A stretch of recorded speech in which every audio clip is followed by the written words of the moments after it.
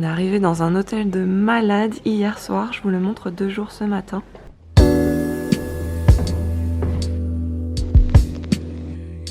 On est arrivé à Jichu à côté de Dali et on fait une visite en anglais, donc voilà, je vous en dis un peu plus tard. Dali, in the ancient time, it had 2 kingdoms. Then Han Dynasty was a big kingdom named Nanzhao. It's founded by the Yi minority people.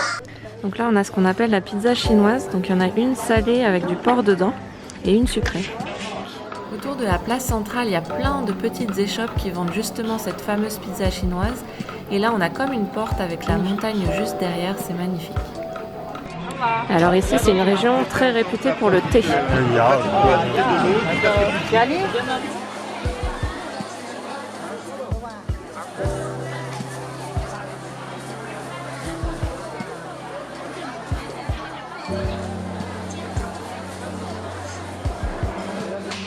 Ce qui est assez fou, c'est qu'on paye tout par WeChat ici.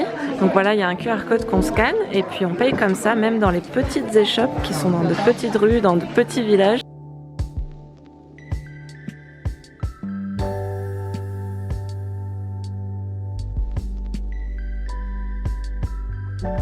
C'est ici qu'on va manger à midi. Regardez comme on mange bien en Chine dans le Yunnan et c'est hyper varié donc on mange jamais la même chose. Alors ça y est, on va enfin goûter le tofu puant. On va aller en tête. Je suis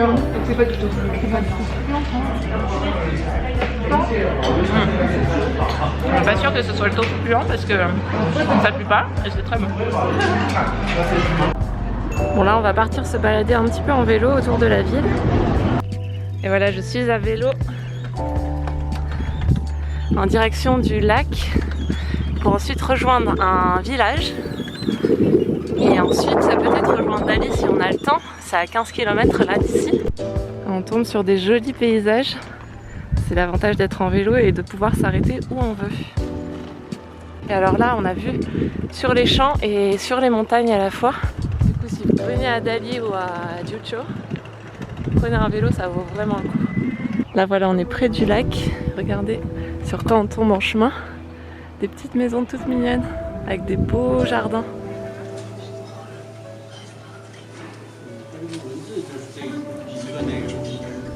Et nous voilà arrivés au village de Guzhang avec des fresques murales un peu partout.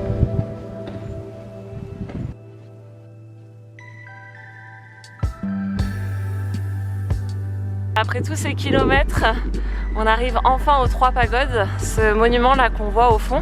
Je peux vous dire que ça se mérite sous ce soleil. Je pense que j'ai pris 3 coups de soleil là, ça doit se voir. Mais je pense que ça vaut le coup. On y est, enfin presque. On est à l'entrée et les pagodes sont là-bas. Et voilà, nous y sommes aux 3 pagodes qui est dans le temple de Chongcheng, juste à côté de Dali. Et ce qui fait sa beauté, c'est qu'il est juste devant une chaîne de montagnes, c'est magnifique.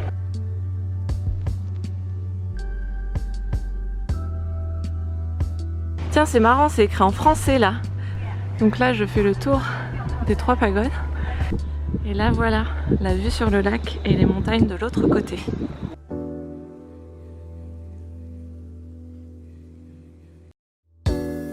Donc on enchaîne les portes et les temples comme ça. On a à chaque fois l'impression que c'est le dernier. Et en fait, on traverse et il y en a encore un, et puis encore un, et puis encore un. Ça ne se termine jamais. Ah là, vous voyez, on avait l'impression que c'était la dernière. Et puis non, il y en a encore une derrière. Mais c'est plutôt agréable parce que plus on monte, plus on a une vue extraordinaire.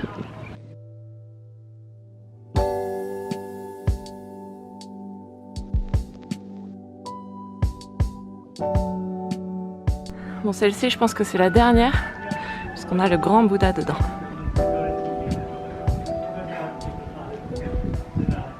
Comme souvent en Chine, on a une table bien conviviale et donc là on partage un repas tous ensemble. Donc là on prend l'agneau qui est coupé tellement fin qu'on dirait du jambon.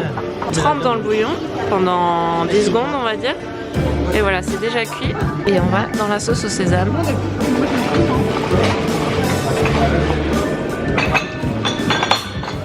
Une tuerie. Et si on monte après jusqu'à là.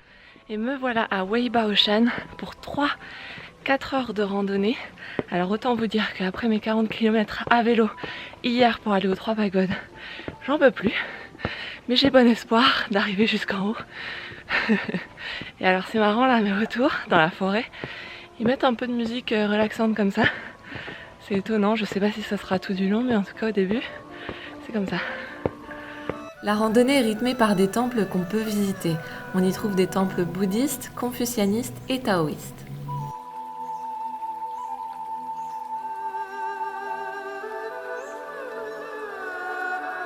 Là, c'est un temple qui est dédié à l'ethnie Yi, qui était un peuple plutôt soldat guerrier. Là, on voit qu'il a une épée dans la main.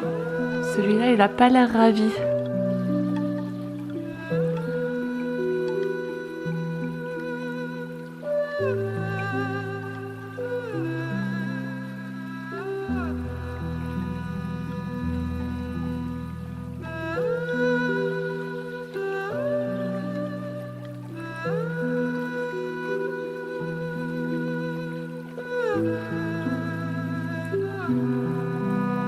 Là c'est pratiquement que des escaliers comme ça et visiblement on aurait l'équivalent de 150 étages à monter. Ça fait bien du 2000 marches ça, non?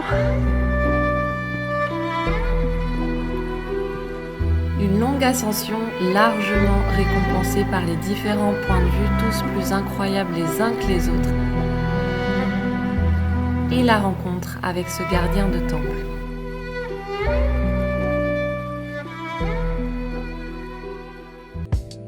Bon bah voilà, je suis arrivée en haut, mon genou ne m'a pas empêché. Et alors là, c'est parti pour la redescente. J'ai redescendu de la montagne et sur le chemin du retour vers Dali, on s'arrête dans un petit village qui s'appelle Don Lien Roi, si je le prononce bien. Ici vit une des ethnies musulmanes de Chine.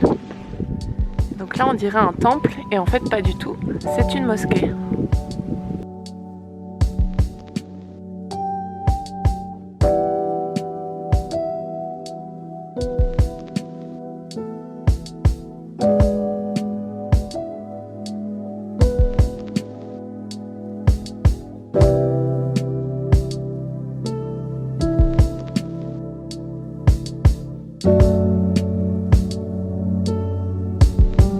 La plupart des maisons sont construites en terre comme ça là. Wow.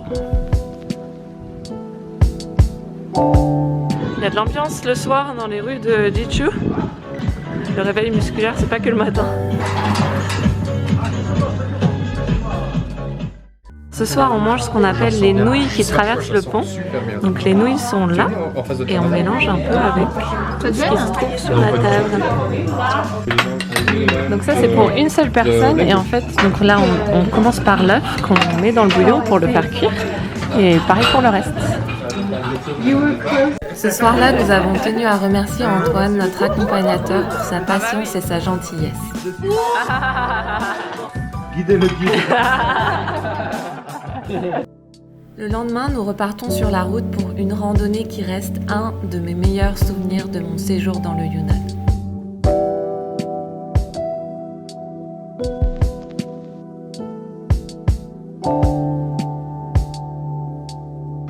Là, on vient d'arriver près de Lijiang et donc nous, on va directement faire une randonnée dans les gorges du Tigre et on a déjà la vue sur les montagnes enneigées.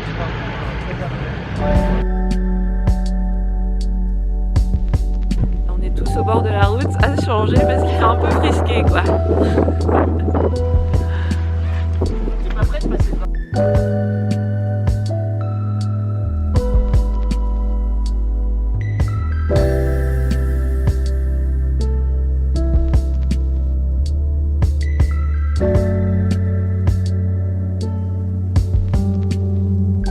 Donc là on est dans deux petites voitures parce que le gros bus qu'on avait, enfin le minivan, ne pouvait pas passer.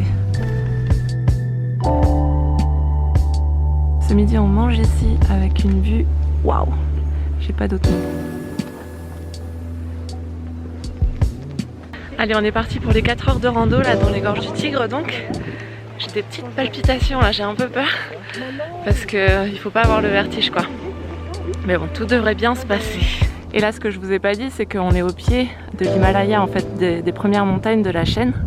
Et donc là, on est à la frontière avec le Tibet et la Birmanie. C'est dans ce genre de paysage qu'on marche là. Et ce n'est que le début.